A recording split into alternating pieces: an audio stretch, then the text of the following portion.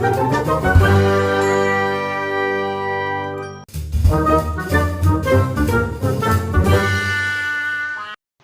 समय पहले की बात है।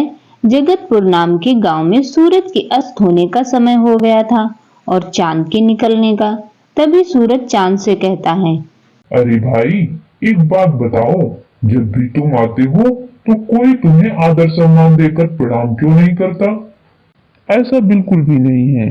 कई लोग मुझे भी प्रणाम करते हैं। मैं तो जब भी आता हूँ तो पूरी दुनिया जल चढ़ाकर और नमस्कार करके मेरा स्वागत करती है, किंतु मैंने आज तक कभी किसी को भी तुम्हारा स्वागत करते हुए नहीं देखा। चांद और सूरज की बातें जगतपुर निवासी सुन रहे थे। तभी केशव कहता है, हम तो सिर्फ सूरज को ही अपना भगवान मानते हैं। चांद हमारे लिए कुछ नहीं है। नहीं, ऐसी बात नहीं है। चांद भी हमारे लिए भगवान समान ही है। चांद भी हमें रोशनी देते हैं। सूरज भगवान तो हमें रोशनी और धूप देते हैं, लेकिन चांद वो हमें क्या देते हैं? कुछ भी नहीं। सारी रात तो हम सोए रहते हैं, तो फिर उस रोशनी का हम क्या करेंगे?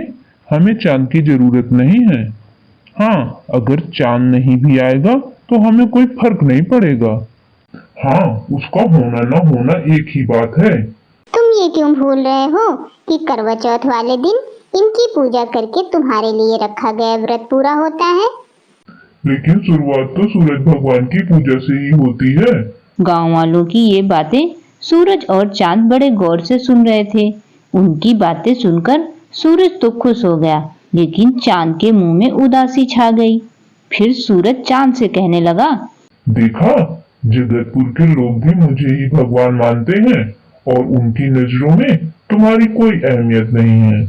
परंतु मैं भी तो रोशनी देता हूँ, और अगर मैं न रहूं तो मेरे बिना इनकी जिंदगी अस्त व्यस्त हो जाएगी। ये तुम्हारी गलत फहमी है। इन लोगों को तुम्हारी बिल्कुल भी जरूरत नहीं है। अगर मेरी जरूरत किसी को नहीं है तो मैं आज के बाद आऊंगा ही नहीं। इसके बाद चांद वहां से चला जाता है और उसके जाते ही सारे गांव में अंधेरा छा जाता है। अंधेरा इतना ज्यादा होता है कि किसी को कुछ नहीं दिखाई देता। जगतपुर गांव में बुआई का काम शुरू हो गया था, इसलिए किसानों को सुबह जल्दी उठकर खेत जाना होता है। लेकिन चांद के ना होने से बाहर घनघोर अंधेरा होता है। अरे ममता, जल्दी से उठ जाओ, आज खेत की बुआई करने जाना है। जल्दी से उठ जाओ, वरना देर हो जाएगी तो बाहर धूप बहुत तेज हो जाएगी, फिर खेत में काम करना मुश्किल हो जाएगा। हाँ, बुआई के लिए ही तो जाना है, लेकिन बाहर बहुत अंधेरा है। आप भी सो जाओ जी, और मुझे भी सोने दो। मुझे लगता है बाहर सुबह होने वाली है, अब हमें चलना चाहिए। अरे, वो तो आप सही कह रहे हो जी, पर बाहर बहुत अंधेरा है, हम जाएंगे कैसे? ठीक है, फिर बाद में ही चलते हैं। इसके बाद दोनों सुबह का इंतजार करने लगे। फिर जब सुबह हुई तो दोनों खेत की ओर निकल पड़े, लेकिन थोड़ी देर में ही सूरज सर पर आ गया और खेतों में काम करना मुश्किल हो गया। ओहो, बहुत गर्मी हो रही है जी, चलो घर चलते हैं, कल सुबह जल्दी आकर काम कर लेंगे। तुम सही कह रही हो, इस भयानक गर्मी में तो हालत खराब हो गई। अगले दिन जब वे दोबारा काम के लिए उठते हैं तो बाहर बहुत अंधेरा होता है, और बाद में जब वे काम पर जाते हैं तो तब तक तेज धूप हो जाती है। इस समस्या से परेशान होकर केशव सूरज भगवान से कहता है, हे सूर्यदेव, अगर आप रात को भी उपस्थित रहें तो हमें कभी भी चांद की जरूरत नहीं पड़ेगी और हम केवल आप ही की पूजा करेंगे।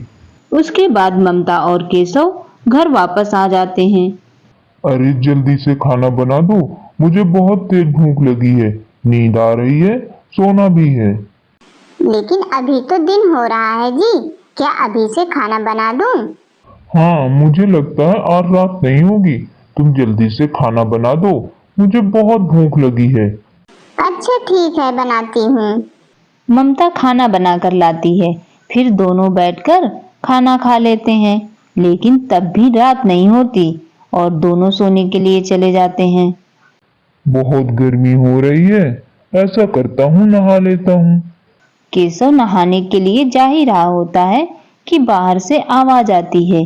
केशव और ममता बाहर निकलकर देखते हैं तो राजू का बेटा पप्पू बेहोश पड़ा हुआ है।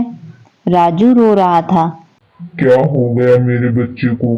कोई जल्दी से पानी लाओ। फिर ममता जल्दी से पानी लाकर पप्पू के मुंह में छिड़क देती है। कुछ ही देर में पप्पू होश में आ जाता है। लगता है दिन रात धूप लगने की वजह से ये बेहोश हो गया है। इसके बाद सभी सोने के लिए चले जाते हैं, लेकिन गर्मी की वजह से किसी को नींद नहीं आ रही थी। इतनी गर्मी में तो हम लोग मर ही जाएंगे। काश सूरज ढल जाता तो इतनी गर्मी ना होती और हम लोग चैन से सोते। चुप रहो तुम, थोड़ी सी गर्मी सहन नहीं कर सकती हो? ऐसे ही एक हफ्ता बीत जाता है और देखते ही देखते कई लोग बीमार हो जाते हैं। ये सब तुम्हारे कारण ही हो रहा है। ना तुम चांद का अपमान करते, ना तो वह यहाँ से जाते। इसके बाद केशव घर के बाहर जाकर सूर्य भगवान से प्रार्थना करता है। हे सूर्य देवता, अब से आप केवल दिन में ही रहिए। हम आपकी गर्मी सहन नहीं कर पा रहे हैं। रात को हमें चांद की जरूरत है। इसके बाद गांव के सभी लोग चंद्रदेव को पुकारने लगते हैं। हे चंद्रदेव, हमें माफ कर दीजिए। हमें आपकी भी उतनी ही जरूरत है जितनी सूरज की है। चंद्रदेव, जहाँ दिन सूरज के बिना अधूरा है, वही रात आपके बिना अधूरी है। अब से हम आपकी भी उसी तरह पूजा करेंगे जिस तरह सूर्य देव की करते हैं। ठीक है, मैं रात में तुम लोगों को रोशनी देने के लिए फिर से उपस्थित रहूंगा। इसके बाद सूर्यदेव भी वहां आ जाते हैं। मुझे माफ कर दो मेरे भाई। अब मुझे समझ में आ गया है कि जितनी इस दुनिया को मेरी जरूरत है, उतनी ही तुम्हारी भी है। इस तरह हमें इस कहानी से ये सीख मिलती है कि हमें कभी भी किसी का मजाक नहीं उड़ाना चाहिए, क्योंकि सभी चीजों का अपनी अपनी जगह में विशेष महत्व होता है। तो दोस्तों, आपको हमारी स्टोरी कैसी लगी? अगर कहानी पसंद आई हो तो अपने प्यारे प्यारे कमेंट करके हमें जरूर बताना, और ऐसी ही स्टोरी देखने के लिए हमारे चैनल को लाइक एंड सब्सक्राइब करना मत भूलना।